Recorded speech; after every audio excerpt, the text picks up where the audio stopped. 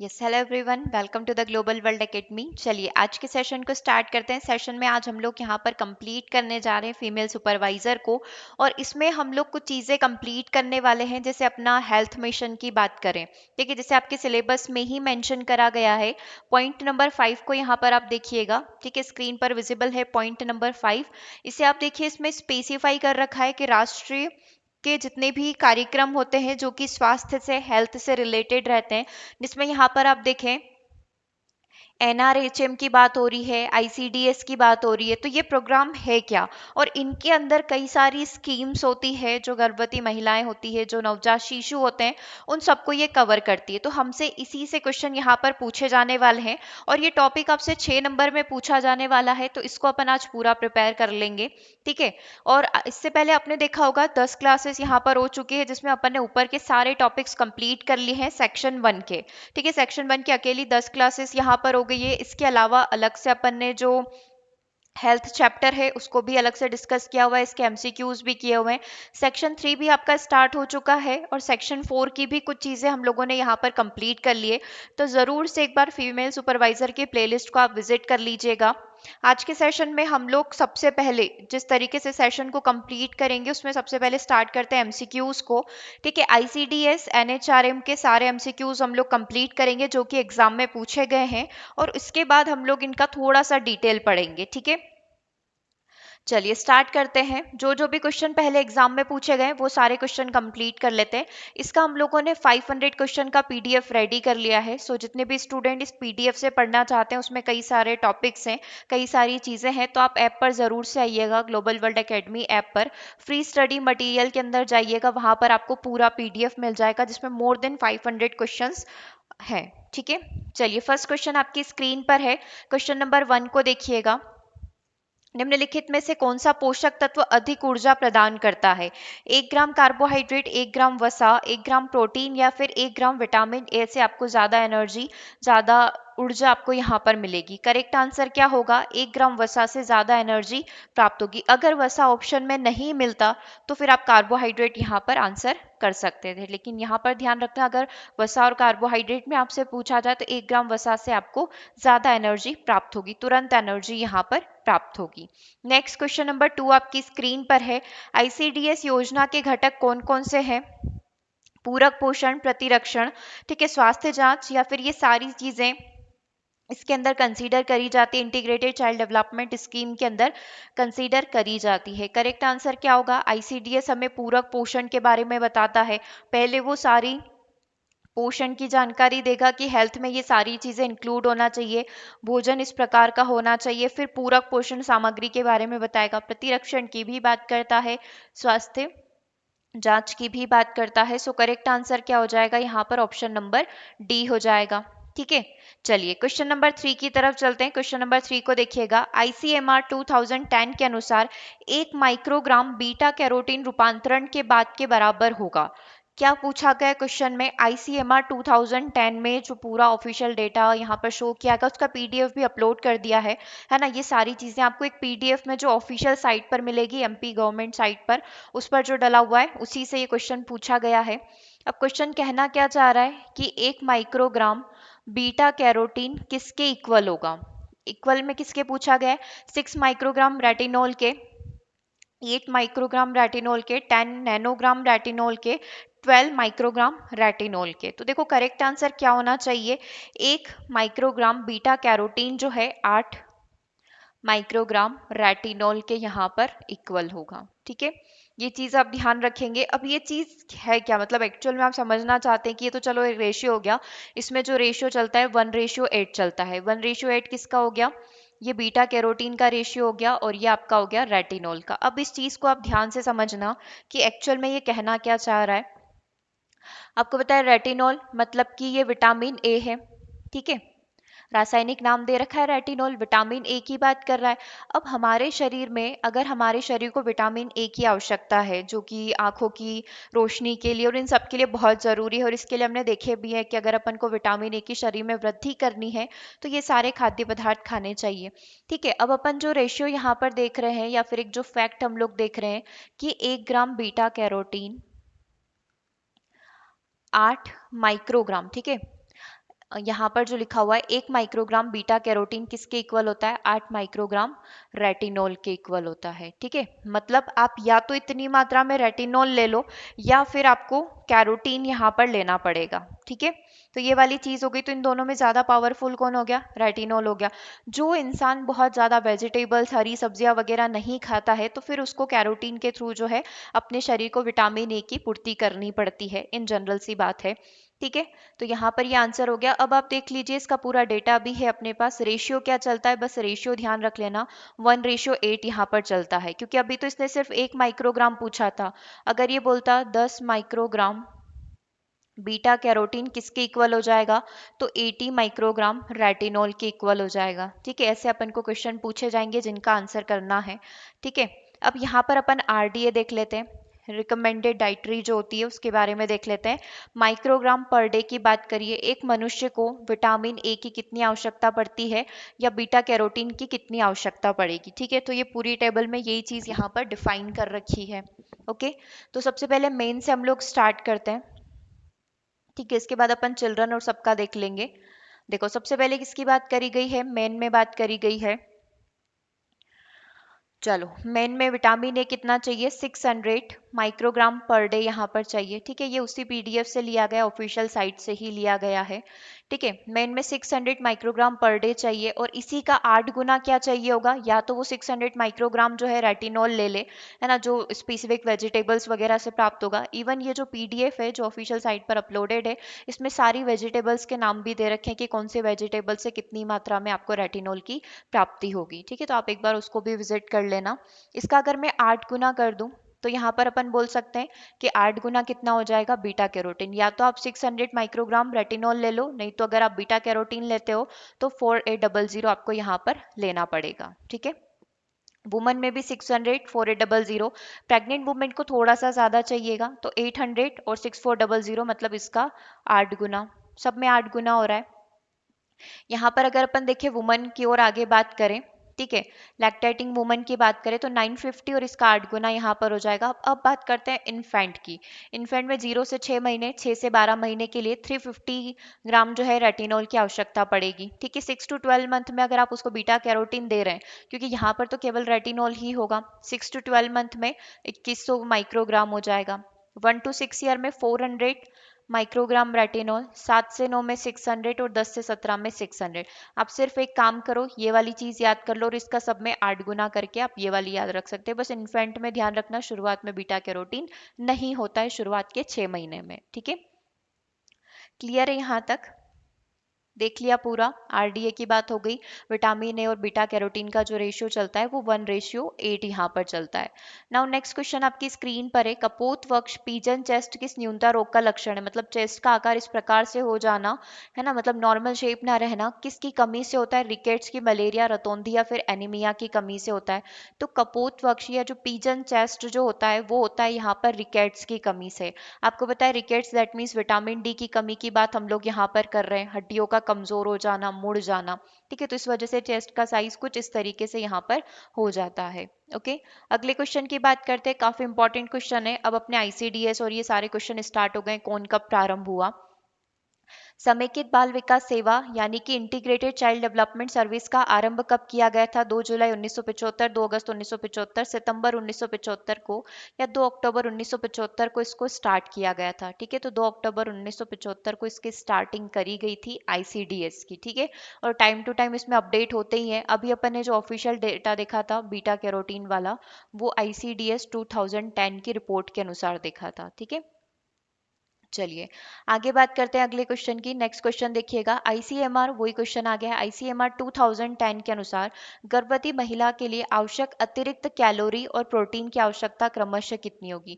मतलब कितनी extra calorie उसके पास होना चाहिए, साथ ही प्रोटीन की मात्रा कितनी होना चाहिए शरीर में। ठीक है, क्या आंसर यहाँ पर होगा, 650 15, 550 10, 450 272, 350 272। क्या आंसर यहाँ पर होगा। देखो, यहाँ पर अगर हम लोग बात करें एक्स्ट्रा कैलोरी, अतिरिक्त कैलोरी 350 रहेगी। ठीक है, और प्रोटीन कितनी मात्रा में चाहिएगा, 272 ग्राम यहाँ पर प्रोटीन चाहिए होता है। अब सेम क्वेश्चन आपसे सबके लिए पूछा जाएगा, जैसे अभी गर्भवती के लिए पूछा है, ऐसे ही नवजात शिशु के लिए पूछा जाएगा। ठीक है, अभी तो यहाँ पर कैलोरी प्रोटीन पूछा है, अभी आपसे वो कैल्शियम भी पूछेगा, अभी आपसे वो आयरन भी पूछेगा, है ना। ऐसे कई सारे क्वेश्चंस यहाँ पर बनाए जाते हैं। तो इसके लिए बस एक ही चीज़ है कि आपको हर एक का चार्ट ध्यान रखना है। जैसे आयरन फॉलिक एसिड का अपन एक क्लास में पढ़ चुके हैं, है ना, जहाँ पर सारे एमसीक्यूज क्लास नंबर 9 में हमने एमसीक्यूज कंप्लीट किए थे टीकाकरण में। वहां पर अपन ने देखा था कि किसको कितना आयरन और फॉलिक एसिड लगता है और जो गोली का कलर होता है वो कौन सा होता है। ठीक है, तो सारे आपको टेबल ध्यान रखनी है। यहाँ पर आंसर हो जाएगा 350 kilo calorie extra calorie body को चाहिए और 272 प्रोटीन यहाँ पर चाहिए। ठीक है, आईसीडीएस 1 से 5 आयु वर्ग के बच्चों को हर पर विटामिन ए के घोल की 2 लाख आईएलयू मुख द्वारा दी जाती है। ठीक है, अभी एक ऑफिशियल डेटा है कि 1 से 5 वर्ष के जो बच्चे हैं उनको विटामिन ए के यहाँ पर डोज दिए जाते हैं। ठीक है, कंटिन्यूस जो है 5 साल तक ये डोज देने पड़ते हैं। तो अब ये 2 लाख आईएलयू जो है कितने मतलब हम लोग बोल सकते हैं कि यहाँ पर मंथ का ड्यूरेशन पूछा हुआ है कि कितने महीने में दी जाती है या एक साल में कितनी बार दी जाती है। तो 1 से 5 आयु वर्ग के जो बच्चे हैं इनको हर 3 माह पर, हर 4 माह पर, यहाँ पर आप इस ब्लैंक को फिल करेंगे, हर 6 माह पर या हर 9 माह पर विटामिन ए के घोल की 2 लाख आईएलयू मुख द्वारा दी जाती है। मतलब ओरल वैक्सीनेशन इसको हम लोग यहाँ पर बोल सकते हैं। जैसे पोलियो की ड्रॉप पिलाई जाती है उसी तरीके से विटामिन ए की ड्रॉप यहाँ पर दी जाती है। तो कितने महीने का ड्यूरेशन यहाँ पर रखा जाता है ये पूछा गया है। तो 6 महीने का, मतलब साल में 2 बार, 1 से लेकर 5 साल तक अगर अपन बात करें तो साल में 2 बार जो है विटामिन ए का डोज देना ही है। ठीक है, चलिए अब ये तो सिर्फ 1 से 5 साल की हो गई। अगर हम लोग बात करें 0 से 1 साल तो फिर क्या ड्यूरेशन होगा। ठीक है, तो यहाँ पर ये जो मात्रा है 2 लाख ये कम हो जाएगी, क्या हो जाएगी यहाँ पर देख लेते हैं। ठीक है, ये भी पीडीएफ मैंने आपको उसी में प्रोवाइड कर दिया है, उसी में ये सारी चीज़ें मिल जाएगी। सबसे पहले 0 से 12 मंथ की बात करें तो यहाँ पर फर्स्ट विटामिन जो डोज दिया जाएगा 1 लाख यूनिट यहाँ पर होगा, जो कि 9 से 12 महीने की एज में जो हम लोग बोल सकते हैं मिसल्स जो वैक्सीन होती है एमआर वैक्सीन, उसमें से इस वैक्सीन के साथ यहाँ पर जो है हम लोग विटामिन ए का डोज दे सकते हैं। ठीक है, शुरुआती महीने में अगर हम लोग बोले 9 से 12 महीने के बीच में इसको दिया जा सकता है। 12 to 24 की बात करें तो हम लोग यहाँ पर बोलें कि 6 महीने के ड्यूरेशन में, मतलब साल में 2 बार जो है विटामिन ए का डोज दिया जाएगा, 2 लाख यहाँ पर रहेगा। ठीक है, इसके बाद विटामिन ए की बात करें 24 से 36 मंथ में स्पेसिफिक अगर अपन बात करें तो during to 24 to 36 month child needs 2 doses of vaccine vitamin A supplement, जैसा कि अपन ने यहाँ पर देखा कि साल में 2 बार यहाँ पर लगेगा। जो सेम एज इट इज चीज यहाँ पर होगी कि साल में 2 बार विटामिन ए का सप्लीमेंट यहाँ पर दिया जाना चाहिए। ठीक है, जिससे बच्चों के शरीर में हम लोग बोल सकते हैं विटामिन ए की कमी नहीं होगी, आंखों की रोशनी सही रहेगी, सारी चीज़ें सही रहेगी। तो देखो फर्स्ट डोज कब दिया जाता है, कि सारे डोज की पूरी डिटेल है। फर्स्ट डोज 9 महीने में दिया जा सकता है मिसल्स वैक्सीन के साथ। ठीक है, सेकेंड डोज 16 मंथ में डीपीटी का जो टीका लगेगा साथ के साथ आप वहां पर उसको विटामिन ए का डोज भी दे सकते हैं। थर्ड डोज जो पोलियो का बूस्टर डोज लगता है ना, 2 साल में जो है या 24 महीने आप बोल लें, तो इसके साथ विटामिन ए का डोज भी दे दो। फोर्थ 30 मंथ, अगला 36, मतलब 6 6 महीने के ड्यूरेशन पर हो जाएगा ये। फिर अपना अपना 42 आ जाएगा, 42 के बाद 6 48 मंथ, 48 से 6 54 मंथ और 6 60 मंथ पर जो है विटामिन ए के डोज यहाँ पर दे देने चाहिए। ठीक है, तो ये जैसा थ्योरी था वैसा हमने डिस्कस कर लिया है कि आईसीडीएस के 1 से 5 आयु वर्ग के बच्चों को हर 6 महीने पर विटामिन ए के घोल की 2 लाख आईएलयू मुख के द्वारा यहाँ पर दी जाती है। ठीक है, चलिए अगला क्वेश्चन देखिएगा, आईसीडीएस योजना के लाभार्थी कौन होंगे। जो 0 से 6 वर्ष की आयु के बच्चे हैं, गर्भवती महिलाएं, स्तनपान करा रही महिलाएं, या फिर ये सभी। तो डेफिनेटली ये सारे के सारे किस में आ जाएंगे, आईसीडीएस स्कीम के अंदर आ जाएंगे। इन सभी को जो है आईसीडीएस योजना में जितनी भी स्कीम्स को कवर किया गया है उन सब का बेनिफिट यहाँ पर मिलेगा। ठीक है, चलिए नेक्स्ट क्वेश्चन की तरफ चलते हैं। एनआरएचएम जो है इसका फुल फॉर्म क्या है। नेशनल हेल्थ मिशन यानी कि राष्ट्रीय स्वास्थ्य अभियान, नेशनल रूरल हेल्थ मिशन राष्ट्रीय ग्रामीण स्वास्थ्य अभियान, national reproductive health mission, national regional health mission. Correct answer क्या होगा, एनआरएचएम जो है इसका फुल फॉर्म है नेशनल रूरल हेल्थ मिशन, राष्ट्रीय ग्रामीण स्वास्थ्य अभियान। शुरुआत तो इसकी ऐसे ही करी गई थी, फिर रूरल के साथ साथ इसको अर्बन के लिए भी अपलोड करा गया, मतलब अर्बन के लिए भी इसको बना दिया गया। ठीक है, तो ऐसे 2 मिशन चलते हैं, एक तो आपका ये ग्रामीण लेवल पर और एक अर्बन शहरी लेवल पर चलता है। ठीक है, तो शुरुआत कहाँ से हुई थी, ग्रामीण से हुई थी।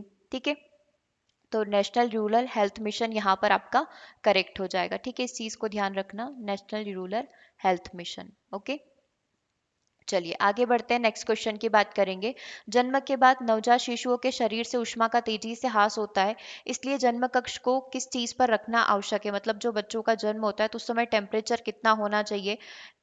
क्या आंसर यहाँ पर हो सकता है? कम से कम 15 का होना चाहिए, 25 डिग्री सेल्सियस, 35 या 45। ठीक है, जन्म के जस्ट बाद अगर अपन नवजात शिशु को बोले तो एकदम से वो, अगर टेम्परेचर बहुत कम है, बहुत ठंडी का समय या टेम्परेचर बहुत ज़्यादा है, बहुत ज़्यादा गर्मी हो रही है, तो वो एकदम से इतने टेम्परेचर को सहन नहीं कर पाएगा। इसीलिए रूम का मिनिमम टेम्परेचर कितना होना चाहिए? 25 यहाँ पर होना चाहिए, ना इससे कम ना इससे ज़्यादा, मतलब मिनिमम 25 तो यहाँ पर होना ही चाहिए। ठीक है, क्लियर है। आगे बात करते हैं क्वेश्चन नंबर 11 की। ये आगे आपका राष्ट्रीय ग्रामीण स्वास्थ्य मिशन एनआरएचएम का आरंभ जो है माननीय प्रधानमंत्री जी के द्वारा जो है कब स्टार्ट किया गया था? 12 अप्रैल, 14 अप्रैल या फिर 2005 और 6 के अंदर। ठीक है, तो ये चार ऑप्शन यहाँ पर सेट किए गए हैं। कब इस मिशन की शुरुआत की गई थी? एनआरएचएम की, राष्ट्रीय ग्रामीण स्वास्थ्य मिशन की। क्या आंसर यहाँ पर करेक्ट होगा? 12 अप्रैल 2005 को इसकी स्टार्ट किया गया था। ठीक है, आगे देखिए, आईसीडीएस का गठन किसको मिलाकर हुआ है? जो आईसीडीएस बना हुआ है वो किससे बना हुआ है? आंगनवाड़ी कार्यकर्ता, सहायक व पर्यवेक्षक से, बाल विकास परियोजना अधिकारी से, जिला कार्यक्रम अधिकारी से, या फिर इन सभी से मिलकर बना है? डेफिनेटली जो आईसीडीएस प्रोग्राम है इन सभी को मिलाकर एक इंटीग्रेटेड से ही समझ में आ रहा है कि बहुत सारी योजनाओं और संस्थाओं को मिलाकर एक इंटीग्रेटेड कार्यक्रम बनाया गया है। ठीक है, चलिए आगे बात करते हैं अगले क्वेश्चन की। हीमोग्लोबिन के प्रत्येक ग्राम में लगभग क्या पाया जाता है? 6.34 ग्राम आयरन, 4.25 मिलीग्राम आयरन, 3.34 या फिर 2.24? करेक्ट आंसर क्या हो जाएगा? हीमोग्लोबिन के प्रत्येक ग्राम में लगभग 3.34 मिलीग्राम आयरन यहाँ पर पाया जाता है। ठीक है, क्लियर है यहाँ तक? चलिए आगे बढ़ते हैं, नेक्स्ट क्वेश्चन की बात करेंगे। ध्यान रखिएगा, 3.34 milligram. RDA recommended dietary allowance की सीमा क्या होती है? जो अपन ने देखा था ना, कितनी मात्रा में कैल्शियम, कितनी मात्रा में प्रोटीन, कैसे क्या दिया जाना चाहिए, तो उसकी कुछ लिमिटेशंस होती है कि आप किसको ये चीज़ सजेस्ट नहीं कर सकते। जैसे अभी अपन ने देखा कि जो बच्चे होते हैं उनको इतनी मात्रा में प्रोटीन चाहिए होता है ना, वुमन है उनको 350 किलो कैलोरी एक्स्ट्रा कैलोरी चाहिए होगी, 272 ग्राम जो है प्रोटीन उनको चाहिए होगा। तो मैं किन को ये चीज़ सजेस्ट नहीं करूंगी, है ना? तो अब इसकी लिमिटेशंस क्या हो गई? केवल स्वस्थ व्यक्ति है तो अनुशंसा है, मतलब ये जो हेल्दी पर्सन है जिसको कोई बीमारी नहीं है, केवल ये उसी के लिए है, ये इसकी एक लिमिटेशन हो गई, है ना? सेकंड है कुपोषित, मोटापाग्रस्त या बीमार लोगों के लिए ये वाली चीज़ नहीं है। ठीक है, तो ये भी इसकी एक लिमिटेशंस हो गई।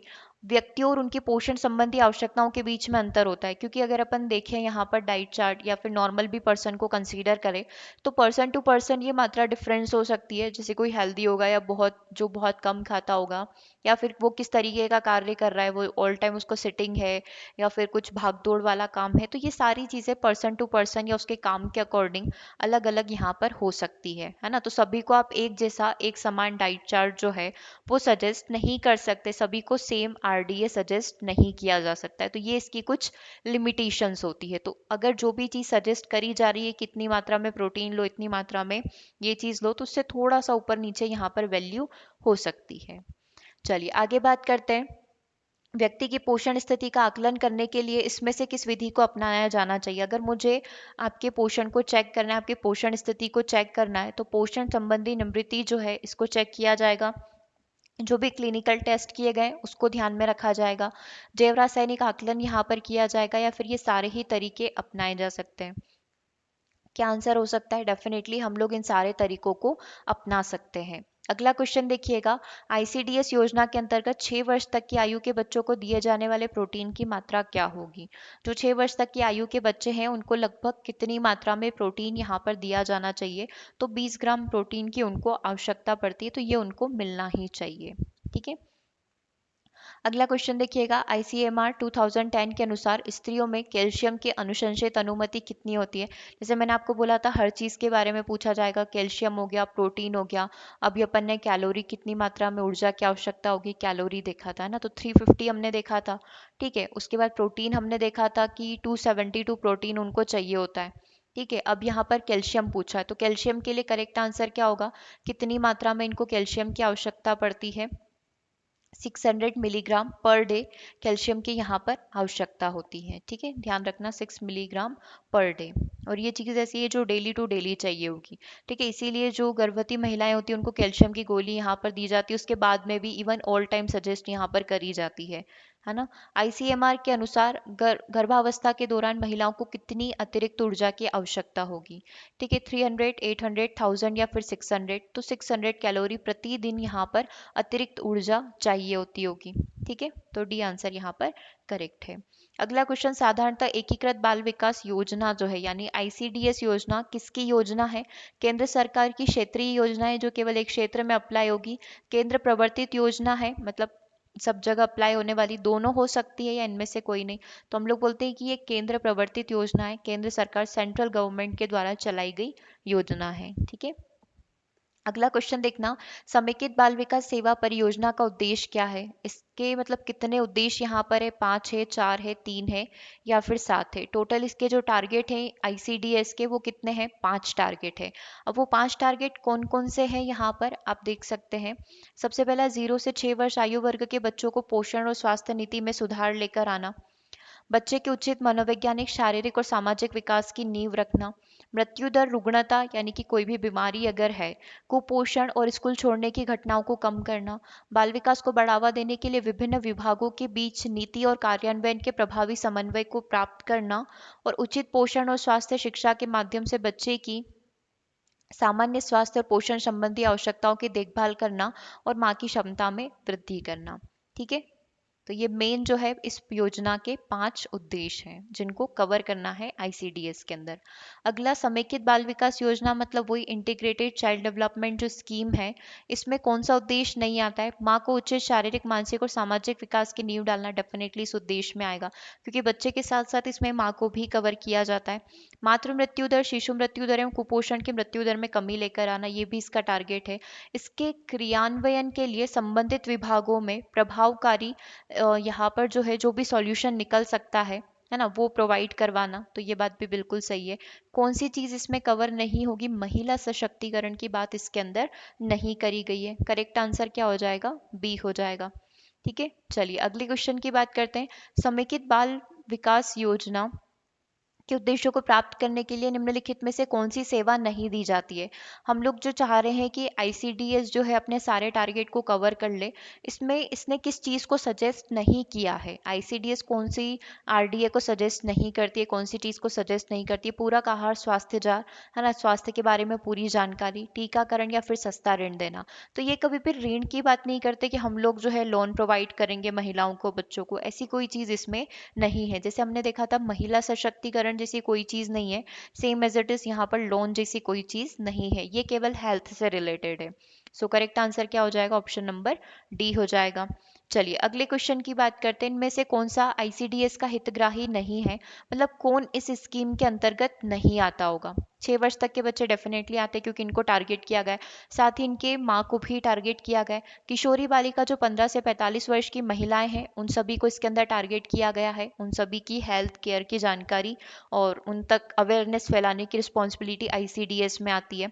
50 वर्ष से अधिक आयु की जो महिलाएं हैं, जो वृद्ध महिलाएं हैं, उनको इसके अंदर कंसीडर नहीं किया जाएगा, वो आईसीडीएस का हिस्सा नहीं है। सो डी आंसर आपका करेक्ट हो जाएगा। अगला क्वेश्चन देखिएगा, राष्ट्रीय स्तर पर समेकित बाल विकास योजना जो सेवा है, इसकी स्थापना 2012 में करी गई थी। किस के लिए करी गई थी या किस पर्पज से करी गई थी। समेकित बाल विकास योजना को सुदृढ़ बनाने के लिए, समेकित बाल विकास योजना को कमजोर करने के लिए, आईसीडीएस को टुकड़ों में बांटने के लिए या फिर आईसीडीएस को एकीकृत करने के लिए जो है इसकी स्थापना करी गई थी। क्या टारगेट इसका रहा होगा, तो हम लोग देखें कि आईसीडीएस को एकीकृत करने के लिए जो है इस स्कीम की स्थापना नेशनल लेवल पर करी गई थी। ठीक है, चलिए आगे बढ़े। अगला क्वेश्चन देखिएगा, आईसीडीएस की सेवाओं का लाभ लेने की दृष्टि से अस्थायी निवासी कौन होगा, मतलब कोई व्यक्ति ऐसा है या महिला या बच्चा ऐसा है जो इस स्कीम का लाभ उठाना चाहता है, तो कौन अस्थायी निवासी यहाँ पर रहेगा। जो उस आंगनवाड़ी क्षेत्र में 6 माह से कम निवास कर रहा, मतलब कोई व्यक्ति वहां पर आया है निवास करने के लिए, है ना। अब वो 6 महीने से कम का होगा, मतलब उसको रहते रहते 6 महीने से कम हुआ है, दैट मीन्स वो अस्थायी निवासी हुआ है। जो आंगनवाड़ी क्षेत्र में 6 माह से अधिक निवास कर रहा हो, ए और बी दोनों या इनमें से कोई नहीं, तो किसको अस्थायी यहाँ पर कंसीडर किया जाएगा? जिसको अभी आए हुए 6 महीने से कम हुआ है और अगर वो इस योजना का लाभ उठाना चाहता है, चाहे कोई महिला हो, चाहे कोई किशोरी हो, कोई बच्चे को अगर ये सुविधा दिलवानी है, तो उसको अस्थायी निवासी के रूप में कंसीडर किया जाएगा। ठीक है। तो ये हो गया अपना नेशनल रूरल हेल्थ मिशन, राष्ट्रीय ग्रामीण स्वास्थ्य मिशन, जो कि अब अर्बन भी इसके साथ इंक्लूड हो चुका है। और साथ ही हमने आईसीडीएस के बारे में यहाँ पर डिस्कस किया। ठीक है। अब इसके बाद आ जाती है, इसके अंदर थोड़ी बहुत थ्योरी आपसे पूछी जाती है कि ये चीज़ होती क्या है। जैसे मोस्टली क्वेश्चंस में अपन ने कंप्लीट कर लिया है कि कब इसकी शुरुआत की गई है, कैसे क्या चीज़ें हैं। ठीक है। तो आज हम लोगों ने क्वेश्चंस कंप्लीट कर लिए। इसके अगले आने वाले सेशन में हम लोग सारी थ्योरी को कंप्लीट कर लेंगे। थ्योरी में कुछ ऐसी चीज़ें हैं कि पर्पस क्या था, शुरुआत में किस नाम से आई, फिर इसका नाम चेंज हो गया, है ना। जैसे पहले ये केवल NHRM था, फिर इसके साथ NHUM को भी ऐड कर दिया, मतलब अर्बन शहरी एरिया को भी इसके अंदर ऐड कर दिया। अब इसके टारगेट्स क्या क्या है, ये सारी चीज़ें हमको पढ़नी है। ठीक है। फिर ऐसे ही हम लोग सेम आईसीडीएस के लिए पढ़ेंगे, क्योंकि आईसीडीएस अकेला नहीं है, इंटीग्रेटेड मतलब इसमें कई सारी चीज़ें, इसमें पोषण अभियान है, बाल संरक्षण योजना है, प्रधानमंत्री मातृ वंदना योजना है, क्रैच प्रोग्राम है, ठीक है, टैक मिशन है, कई सारी चीज़ें हैं जो आईसीडीएस कवर करता है। ठीक है। तो उनके बारे में हम लोग नेक्स्ट सेशन के अंदर डिस्कस कर लेंगे। तब तक अभी तक आपने जो भी चीज़ें पढ़ी है, इसको एक बार ज़रूर से रिवाइज कर लीजिएगा, ताकि आप जब थ्योरी पढ़े तो आपको लगे कि हाँ, आपको ये सारी चीज़ें पता है। ओके। चलिए, तो आज के सेशन को यहीं ओवर करते हैं, मिलते हैं हम लोग नेक्स्ट सेशन में। इसके अलावा आप साइंस की तैयारी कर रहे हैं तो साइंस का कंप्लीट बैच अवेलेबल है। ठीक है। और इसका पीडीएफ भी आपको ऐप पर मिल जाएगा, तो ऐप आप ज़रूर से एक बार विजिट कर लें, global world academy app. Female supervisor का एक अलग से फोल्डर है, फ्री स्टडी मटेरियल, उसमें सारे प्रीवियस ईयर पेपर, जितनी भी ऑफिशियल गवर्नमेंट डेटा की जो साइट्स हैं, उनसे सारा डेटा निकाल कर अपलोड कर दिया गया है, तो आप टाइम टू टाइम उनको भी रीड करते रहें। ओके। चलिए, तो आज के सेशन को ओवर करते हैं, मिलते हैं नेक्स्ट सेशन में। Thanks for watching.